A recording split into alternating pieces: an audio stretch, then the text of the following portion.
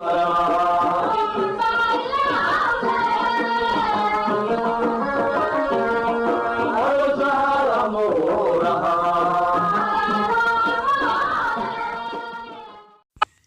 الله الرحمن الرحيم. السلام عليكم ورحمة الله تعالى وبركاته. halkan waa baahinta biji media cali geedi oo dhawaana ka hadlayay dhinacaasi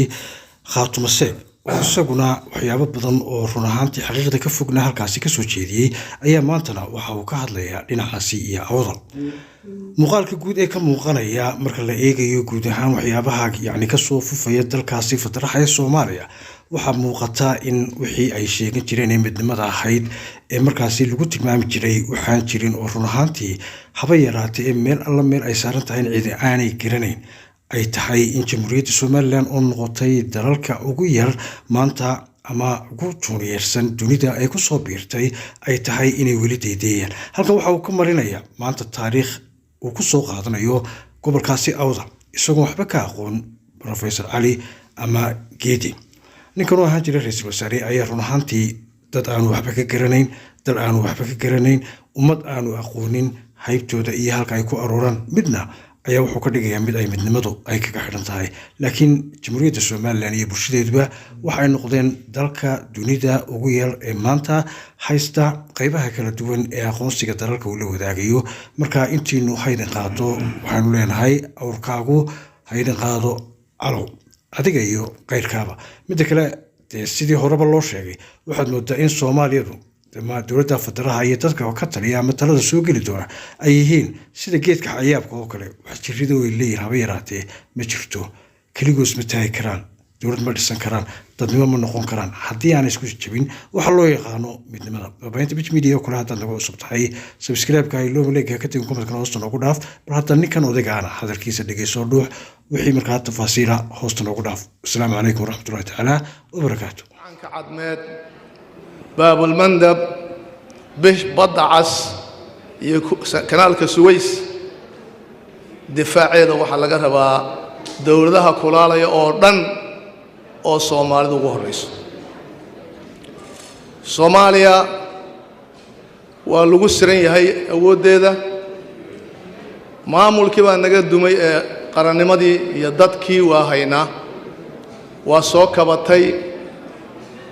عندما أولنا والنا هاي صاحبنا والنا هر أوضل أما برشة أوضل إن يربا ما أنت إذن برنا يسه هراء ليدين يغاني ودولك أغانتا النوع والبأما دينها آتو أما مادها آتو ودولك تاريخ ده ودولك هلجنك maantan inaad u heelantihiin aad noo tilmaanteen noo cadayseen waana idinkaga mahad celinaynaa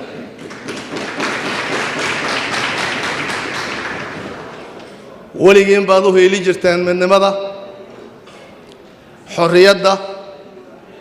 oo dhiig ku bixi jirteen wiilal iyo gabdho qaaliyeena ku maqan yihiin iyo haliyayaal kala duwan maantana inaad sidaas hoggaanka noogu qabataan baan idinka codsanaynaa waana idinla shaqaynaynaa loona kala haray ma doono insha Allah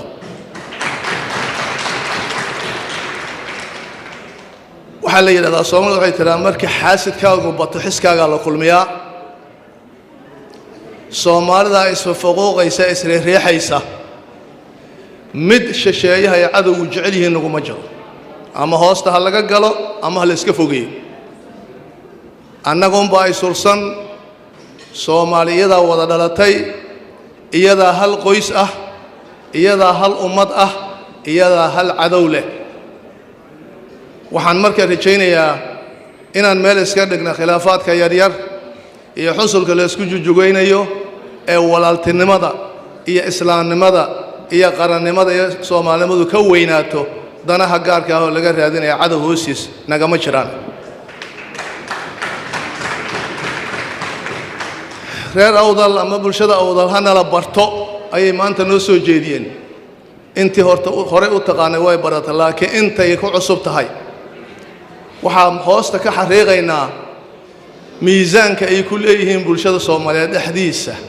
ayaa wax ka dhiman yihiin weelkooda ha loo buuxiyaa meesha ku jirta la ogaado waxa la hubaa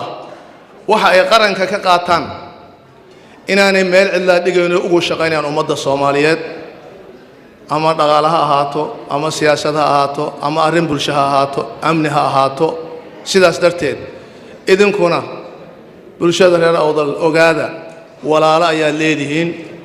qaraabo badan baa leedihiin oo qaraabo lagu yahay Soomaalinimada iyo Islaamnimada